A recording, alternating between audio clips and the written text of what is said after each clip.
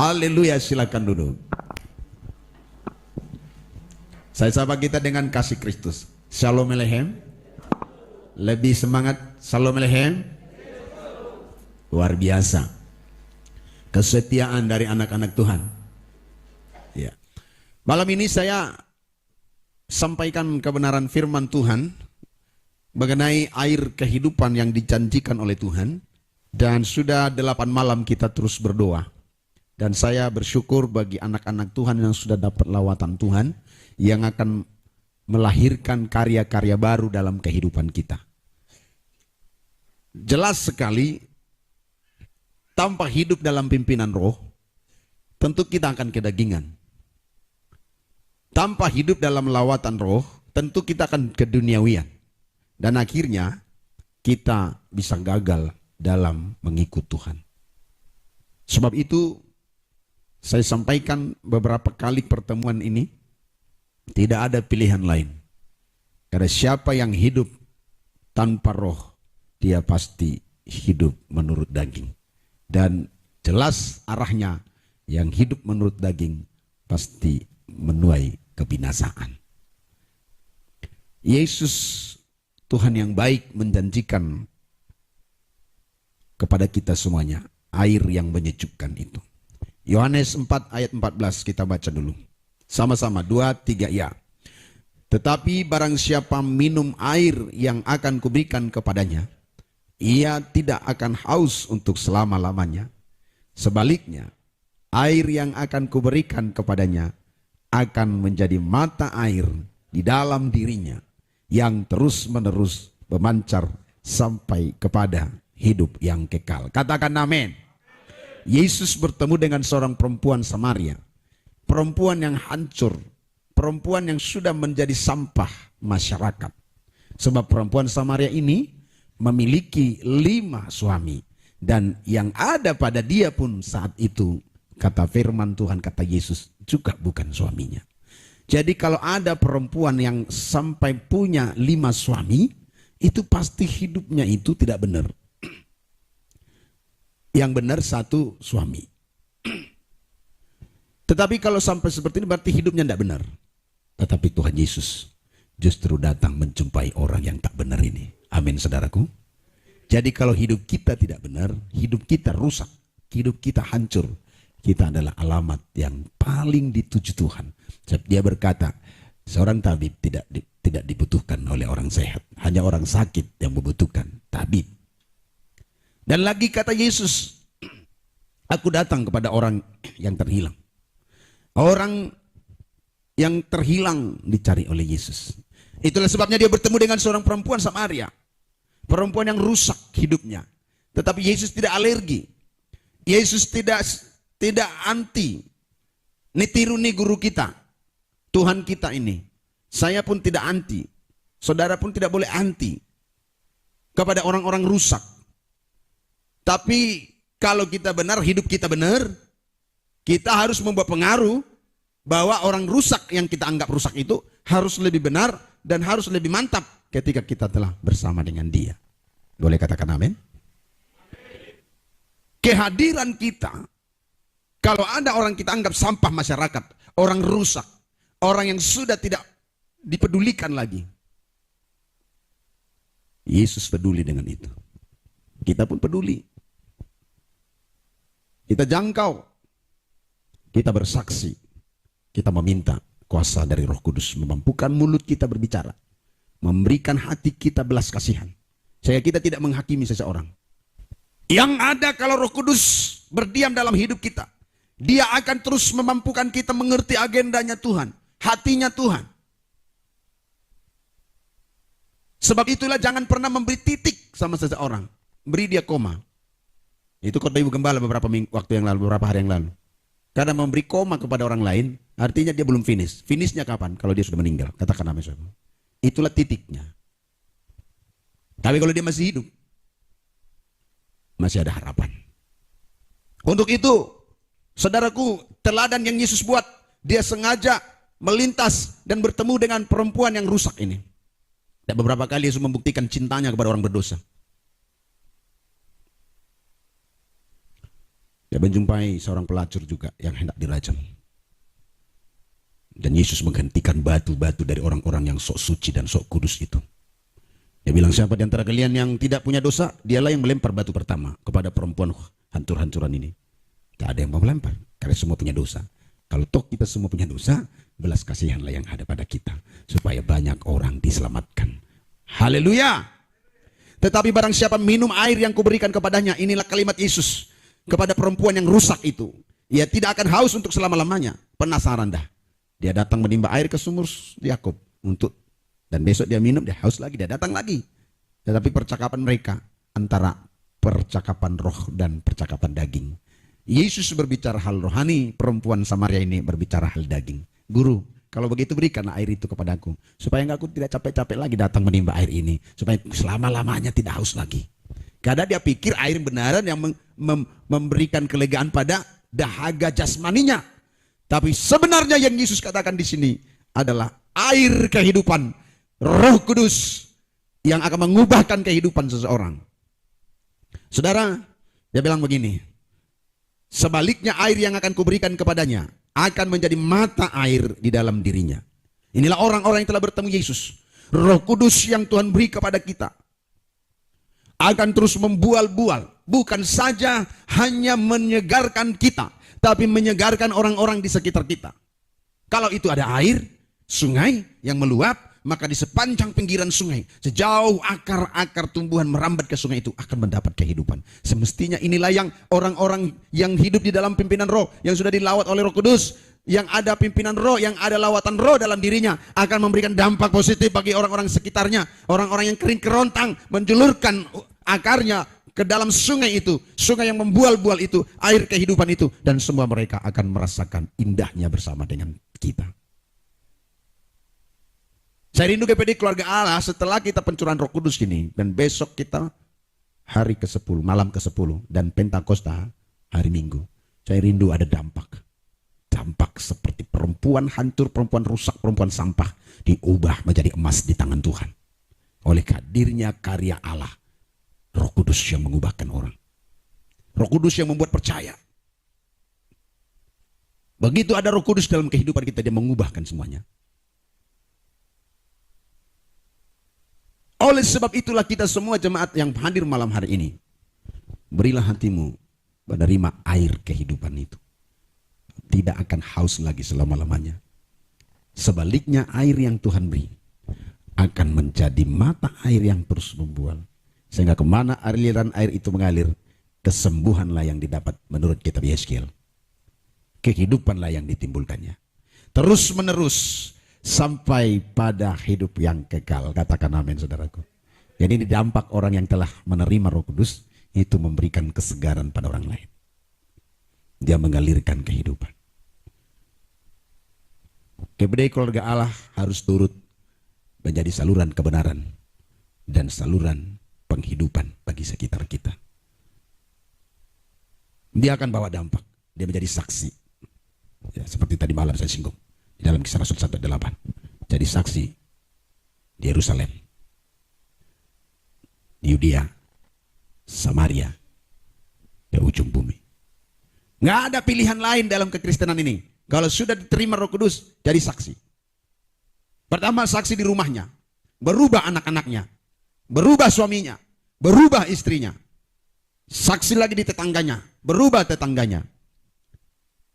Dan tempat yang paling jauh, ujung bumi, juga kita menjadi saksi. Saksi di situ, ya, menerima kuasa untuk menjadi saksi. Saksi dari kata marturia. Dari kata marturia adalah martir. Ini dahsyat orang yang dilaut Roh Kudus. Marturia, dari situlah kata martir. Jadi kita bisa sampai titik terakhir nyawa kita tidak takut bersaksi. Karena mati martir pun bagi orang yang sudah dilaut Roh Kudus tidak menjadi persoalan. Bagaimana gereja kita bertumbuh ke depan? Kalau kita dipenuhi dengan air kehidupan yang diberikan Yesus. Buat dampak kehidupan buat orang lain. Lewat dirimu masing-masing menghidupkan orang lain. Kehidupan itu akan menjadi lebih nyata. Coba bayangin segini banyak orang membawa kehidupan, membawa kehidupan, membawa kehidupan, membawa kehidupan, mengalir di sekitar kita. Ada rumput-rumput di samping kita yang sudah kering, sudah mau mati. Begitu kita mengalir, dia hidup kembali. Itulah yang Tuhan minta. Mana aminnya, saudaraku. Jangan yang sudah subur malah mati karena kehadiran kita. Keracunan karena kehadiran kita. Ini bahaya. Sebab tampak untuk itu nggak perlu saudara dilawat Roh Kudus. Untuk apa dilawat Roh Kudus kalau bukan untuk berdampak? Ada dampak Roh Kudus.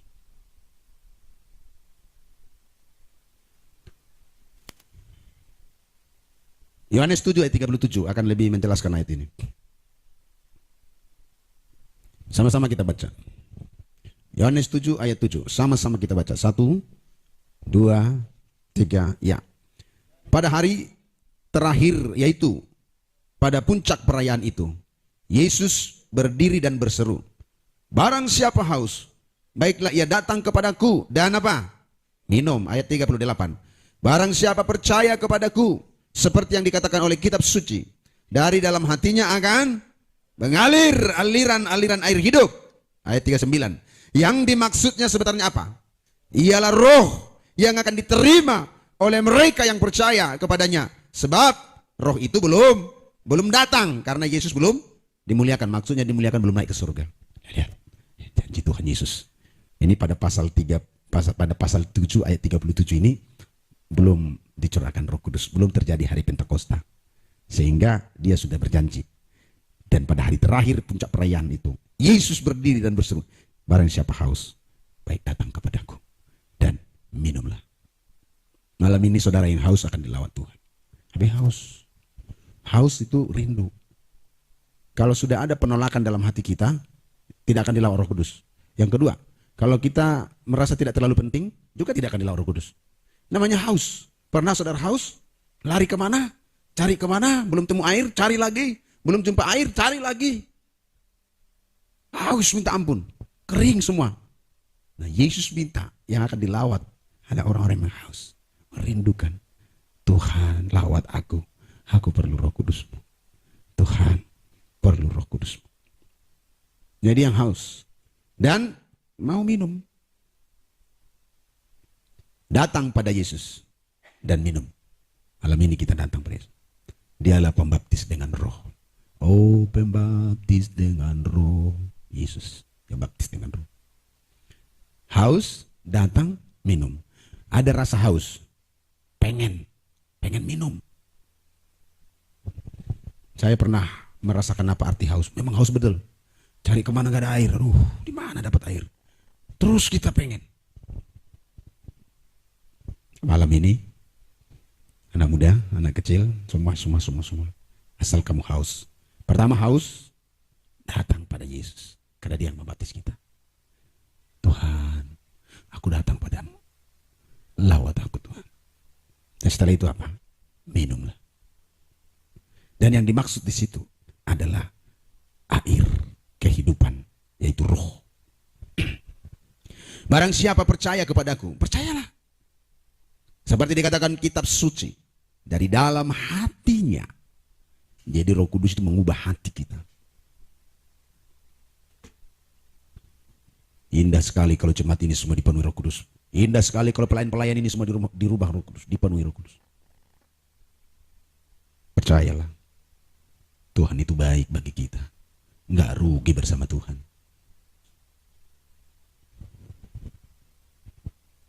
Dari dalam hatinya, berarti hatinya dirubah dulu. Mengalir aliran air hidup. Nanti kepada siapa kita melayani, dia menjadi hidup. Yang dimaksudnya ialah roh yang akan diterima oleh mereka yang percaya kepadanya. Sebab roh itu belum datang.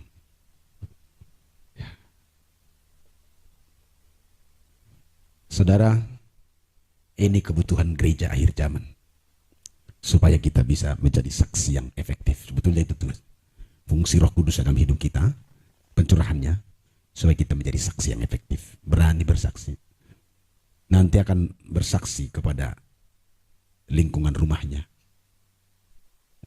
Bersaksi kepada keluarga terdekatnya. Bersaksi kepada keluarga jauh. Bersaksi kepada orang-orang sampai ke ujung dunia. Ada keberanian yang didorong dari dalam. Itulah Roh Kudus.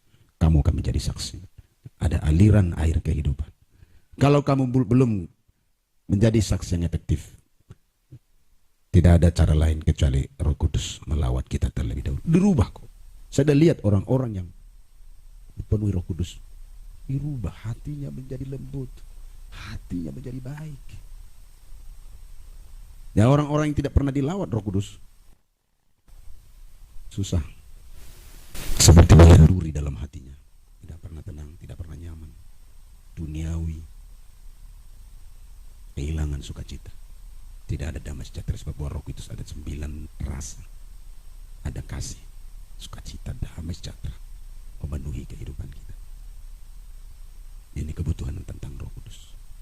Kita diasingkan dari duniawi menjadi rohani. Pembelaan Tuhan cukup bagi kita. Tidak usah takut. Apa beban kita? Apa beban saudara? Tuhan itu baik. Sampai hari ini saya percaya Dia baik. Dibelanya kita, ditolongnya kita. Nah, jangan tanggung-tanggung lagi, saudaraku. Jangan tanggung-tanggung. Ini akhir zaman. Pada anak saya itu, sahabat tadi telepon saya, telepon lama. Jos, kamu belajar musik. Kamu harus menimba ilmu musikmu, dan setelah itu kau layani Tuhan. Tuhan semua datang.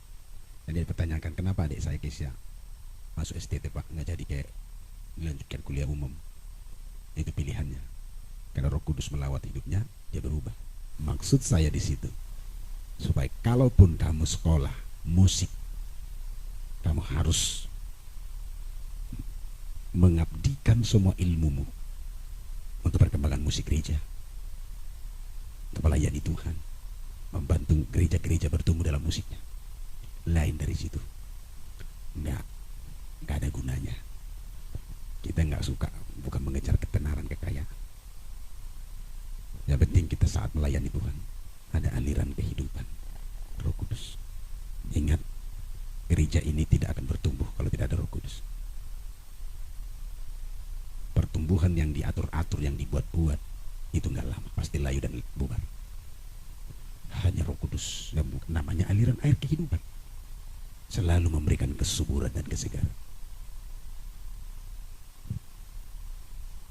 Jadi nggak ada pilihan lain. Kita harus bersungguh hati menerima Roh Kudus, baptisan Roh Kudus, lawatan Roh Kudus, dan bukan 10 malam, forever and ever, selama-lamanya terus di dalam lawatan Roh Kudus. Ada yang suka menyembah, suka berbelas kasihan, suka memberi, suka menolong, karena terus mengalir aliran air kehidupan dalam dirinya. Nggak akan mampu kita melayani Tuhan tanpa Roh Kudus. Kita mampu berbelas kasihan pada orang yang hancur, sekali lagi. Kita mampu menuntun orang-orang yang hancur dan bangga melihat kebangkitannya. Itu tugas kita. Nah, saya tidak pernah mengizinkan sudah menghakimi siapapun, mengata-ngatai siapapun. Itu bukan tugas kita. Kalau soal saling mengata-ngatai, semua kita punya dalil untuk mengata-ngatai. Saudara mengata-ngatai ini mengata-ngatai ini. Dia nggak benar, dia juga kau ini juga nggak benar, dan itu rusak, dan itu bukan warna gereja. Yang ada pada gereja ada belas kasihan, tahu diri bahwa kita memang tak ada yang layak di hadapan Tuhan. Jadi kita hanya meminta pertolongan atas kehidupan kita. Itu bisa terjadi kalau Roh Kudus melawat kita. Percayalah, kalau bukan Roh Kudus kita penuh kebencian, penuh penolakan, penuh penjagaan diri, mengasihi diri, defense mekanis, seperti membela kehidupannya, takut tidak dianggap bagus, akhirnya munafik. Tapi kalau Roh Kudus pimpin kita, tenang hidup kita, selalu menjadi berkat bagi orang lain, menangisi kehancuran orang, beri belas kasihan. Itulah aliran air kehidupan yang katanya janji tentang Roh Kudus itu datang padanya. Jadi siapa yang haus, datanglah malam ini kepada Tuhan. Datang pada Tuhan, Dia baptis kita. Sangat perlu ini, dibutuhkan anak muda, kau butuhkan. Kau anak sekolah, kau butuh. Anak kuliah, kau butuh ini. Itulah baiknya Tuhan kita, diberikan itu parakletos, diberikan pendamping, guru yang baik, penghibur. Rugi kita nggak pakai fasilitas ini. Sama seperti gini, ada handphonenya udah canggih, banyak fasilitas di dalamnya. Tapi dia pakai handphone yang dia beli harga 8 juta, dia pakai hanya untuk telepon, WA juga nggak pakai. Ya, Facebook, Instagram, apa semua nggak tahu. Bahkan juga bisa edit video, apa segala macam, dan nggak tahu dia. Tapi harga handphonenya 8 juta. Buat apa? Roh Kudus sudah kasih, Tuhan sudah kasih Roh Kudus dari dulu. Jangan sampai kita tidak ada aplikasi. Kalau saya pinjam kata aplikasi, kita perlu. Kalau saya pinjam kata aplikasi, sorry, bukan aplikasi. Ini hanya kaca pinjam untuk analogi, bisa dipahami. Karena Roh Kudus itu adalah Allah pribadi, bukan aplikasi. Nah, tadi saya pakai analogi saja. Sudah ada aplikasi Roh Kudus di handphone kita, tapi nggak pernah guna, nggak pernah pakai, nggak pernah merasakan apa itu Roh Kudus. Bagaimana pimpinan Roh Kudus, bagaimana berbincang-bincang, bagaimana Roh Kudus menggarap hati, bagaimana Roh Kudus mengajari, bagaimana Roh Kudus membuat kita menangis melihat orang-orang susah, menangis melihat orang-orang hancur, menangis melihat orang-orang yang rusak. Kita nggak pernah pakai, karena memang kita nggak mengalaminya. Yang ada pada kita apa? Ya duniawi. Sekalipun kita di gereja, mungkin sekalipun pendeta seperti saya, roh dunia merasuknya, sehingga semuanya serba dunia. Tapi malam ini, ingat Tuhan berbelas kasihan atas kita. Percayalah. Dan kita semua hamba kok, hamba Tuhan, cuma dalam posisi masing-masing. Di sini paling banyak hamba Tuhan. Gembala aja di sini berapa? Ada 10 gembala di sini. Gembala sel, gembala anak, gembala pemuda, gembala wanita, gembala pria. Semua hamba Tuhan dalam porsi masing-masing. Perlu kita ada Roh Kudus membimbing kehidupan kita. Saya bilang sama Josafat, jangan ketakut nak melayani Tuhan. Asal benar kau melayani Tuhan. Tuhan itu nggak pernah berhutang budi. Dia pasti memberi yang terbaik bagi kita. Semua yang melayani di sini, bahkan jemaat yang belum melayani, Tuhan itu baik sama saudara. Dan nanti dia berikan segalanya, penghiburan. Masalah ekonomi, saudara pikir Tuhan tidak bisa ubahkan ekonomi kita? Tuhan atur semua itu terbaik. Haleluya. Amin saudara. Nah, Roh Kudus ini akan memampukan kita. Ini bangunan proyek di belakang. Kalau bukan Tuhan yang membantu bagaimana? 449 juta sekian, hampir 500 juta itu. Kalau bukan Tuhan, tolong kita dari mana dapat duit segitu untuk bangun? Saya yakinkan anak-anak saya mengikut Tuhan, melayani Tuhan, tidak pernah gak kecewa, enggak lah, asal benar-benar. Jadi apa yang ditakuti dengan surga? Apa yang ditakuti dengan surga? Tidak ada yang takuti dengan surga. Diatur semuanya. Diatur rumah kita, dia atur ekonomi kita, dia atur bisnis kita. Asal benar-benar dalam pimpinan Roh. Dan Roh itu mengatur semuanya. Dia buat hidup kita berguna dan pasti mengalir kepada siapapun, membawa kehidupan. Perhatikan saja, kalau engkau tidak membawa kehidupan, engkau belum dilawat Roh. Tuhan titip kita di bumi supaya berdampak. Mana aminnya? Bukan untuk hidup diri sendiri. Nah, rugi. Tuhan mau kita bahkan mengorbankan nyawa kita pun untuk orang lain. Itulah tugas kita di bumi. Dan siapa yang mampu melakukan itu kalau bukan orang yang telah dilawat Roh Kudus? Haleluya. Ingat itu, kita ada di bumi dan gak lama. Mungkin beberapa tahun lagi kita akan pergi ke rumah kita yang sebenarnya. Jangan sampai ada catatan-catatan yang belum selesai, yang seharusnya kita kerjakan. Jadi agar kita menjadi saksi yang efektif, minumlah air itu. Tanpa itu tidak mungkin. Wahyu 22 ayat 17 masih berbicara air. Wahyu 22 ayat 17. Sama-sama kita baca. 1, 2, 3. Ya. Roh dan pengantin perempuan itu berkata, marilah. Dan barang siapa yang mendengarnya, hendaklah ia berkata, marilah. Dan barang siapa yang haus, hendaklah ia datang. Dan barang siapa yang mau, hendaklah ia mengambil air kehidupan dengan apa? Cuma-cuma. Yuk semuanya minta pada Tuhan. Ini saling panggil berantai. Roh dan pengantin, ya, gereja Tuhan dan Roh Kudus. Pengantin itu gereja, saudara, pengantin Kristus. Roh Kudus, roh dan pengantin perempuan itu, gereja Tuhan itu bersama-sama bergerak. Jadi Tuhan mau libatkan gereja ini menjadi mitranya, katakan amin. Kita ini mitranya Tuhan Yesus, mitranya Roh Kudus. Untuk berseru, lihat. Roh dan pengantin perempuan itu berkata, marilah. Ini sifatnya gereja yang dilawat roh. Welcome. Bukan husia dai maho. Mau maho. Itu penghakiman. Marilah. Itulah sifat gereja. Won. Haleluya. Haleluya. Jadi roh yang sudah bermitra dengan gereja Tuhan yang sudah penuh Roh Kudus, lihat ini semua. Sifatnya apa? Mari. Mari. Mari ke sini. Won, sok kamu.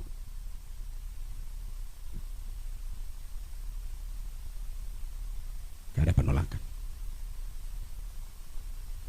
Gak ada penolakan. Saya dari tadi Tuhan tuntun kita. Gak ada penolakan. Yang ada penerimaan. Terima dia.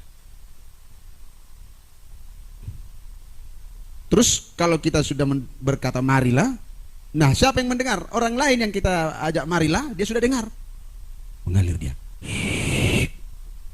Lalu dia dirubah menjadi orang yang welcome. Dia bilang apa lagi? Marilah. Berubah dia. Roh dan pengantin perempuan itu berkata, marilah. Dan barang siapa yang mendengarnya, hendaklah juga berkata, marilah. Jadi semua kita masuk dalam programnya Tuhan. Mengajak, bersaksi, membawa orang. Mari, marilah, marilah. Dan barang siapa yang haus, datanglah dia. Barang siapa yang mau, ayo ambil air minum. Air kehidupan cuma-cuma, nggak pakai bayar. Yuk, Tuhan akan tolong kita malam ini. Bersiap-siap, rindu saja. Kita menyembah Tuhan, sembah dia dengan baik. Anak muda, terus bawa hidupmu pada Tuhan. Saya nggak tahu ya, terus anak muda. Bukan saya yang tidak memperhatikan orang tua ya. Bukan berarti itu emang nama Tuhan Allah ini namanya. Bukan itu Pak, sorry ya Pak. Orang tua pun dilawat. Itu ingat ya dalam Joel pasal 2 ya. Kita sudah bisa dalam Kisah Rasul. Nah, orang tua juga mendapat mimpi. Ya, kenapa ya orang tua dapat mimpi ya? Karena orang nong gale-gale dalam mudum-mudum di mana mimpi melihat tuh son. Yang lalu tolak dan berkarya. Tapi kalau pada anak-anak muda katanya apa? Penglihatan. Luar biasa anak-anak katanya ngapain? Bernubuat. Anak-anak kecil bernubuat. Jadi dapat jatah semua. Anak-anak bernubuat kalau udah dilawat ya. Anak-anak bernubuat, teruna-teruna dapat penglihatan. Ya, orang tua khusus dia dapat apa? Mimpi, dia tidur dia mimpi. Oh, dapat mimpi. Semua dapat. Haleluya. Dilawat Tuhan. Jadi anak-anak muda, anak-anak ini dapat bernubuat janji Tuhan. KMBK dapat penglihatan. Tahu penglihatan anak-anak? Ini serius loh. Nanti kalau kamu betul-betul dilawat roh, bukan cuma malam ini dan selanjutnya, kamu akan dikasih karunia penglihatan. Kok aku bisa melihat ini ya? Kok aku bisa apa ya? Nggak ngerti apa ini. Seperti itu. Nanti diterangin, diteguhkan lagi dengan kesaksian-kesaksian berikutnya. Dan orang tua bermimpi. Dia mimpi. Parni piano udari bah. Dan mimpi ini yang sudah ke-7 kali. Saya mungkin. Tuhan berikan. Oh, inilah mungkin arti mimpiku kemarin. Ini semua dari karya Roh Kudus. Dan Tuhan bilang ambil dengan cuma-cuma. Jadi malam ini kita datang pada Tuhan. Tenang saja, santai, menyembah, fokus. Rindu, haus. Tahu haus? Cari-cari. Cari kemana kena haus sampai dapat air. Jadi kita menyembah Tuhan dengan sungguh-sungguh.